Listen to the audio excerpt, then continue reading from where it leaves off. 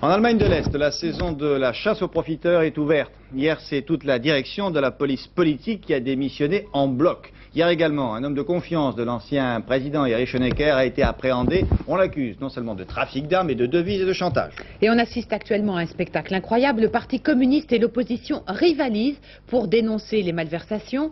Jérôme Bonny et Roger Motte ont enquêté dans la banlieue de Berlin-Est où ils ont rencontré un incorruptible, un membre du nouveau Forum, le mouvement d'opposition en RDA.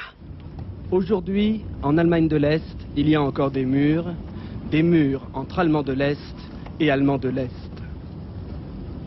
Celui-ci, à Wandlitz, au nord de Berlin, entoure une zone résidentielle au luxe occidental, habitée par des cadres du parti. Pas question de passer la grille sans autorisation. Wandlitz, où Erich Honecker est aujourd'hui en résidence surveillée, reste le symbole de privilèges bien protégés. Partout en RDA, il y a des Wandlitz, mais aujourd'hui, la chasse aux privilèges est ouverte. Harry Haufe, producteur de rock et militant du nouveau Forum, part en guerre contre la corruption dans sa commune de Höhne, près de Berlin. Il se bat maintenant au grand jour et vient de saisir la justice à propos d'une résidence qu'il considère comme suspecte. La plupart des villas sont habitées par des agents de l'ex-Stasi, la police politique, celle qui fit emprisonner son beau-père pendant 4 ans et demi. Il y a un problème dans l'attribution des logements. Les habitants de Höhne soupçonnaient ici un deuxième Wandlitz et des privilèges non justifiés. Vous avez demandé une enquête, mais est-ce qu'aujourd'hui vous ne craignez pas encore la Stasi? Non. Si maintenant une Stasi quelconque reprenait le sceptre, ce ne seraient pas des centaines de milliers, mais des millions de gens qui descendraient dans la rue. C'est quelque chose que nous n'accepterons pas de nouveau.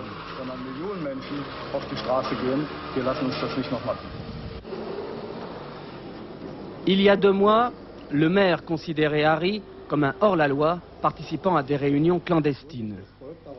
Aujourd'hui, il le reçoit, répond à ses questions sur les habitants des villas et affirme qu'il fera tout pour les faire déguerpir.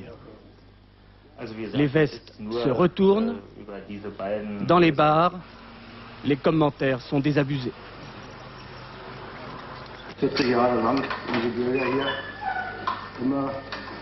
Depuis 40 ans, les citoyens ont travaillé pour l'État sans penser à eux.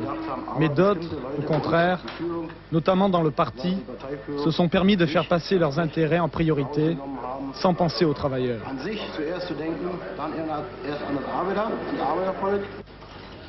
Comme à Höhne, partout dans le pays, des enquêtes sont lancées, la justice saisie, mais aujourd'hui encore, en RDA, personne n'a confiance en personne.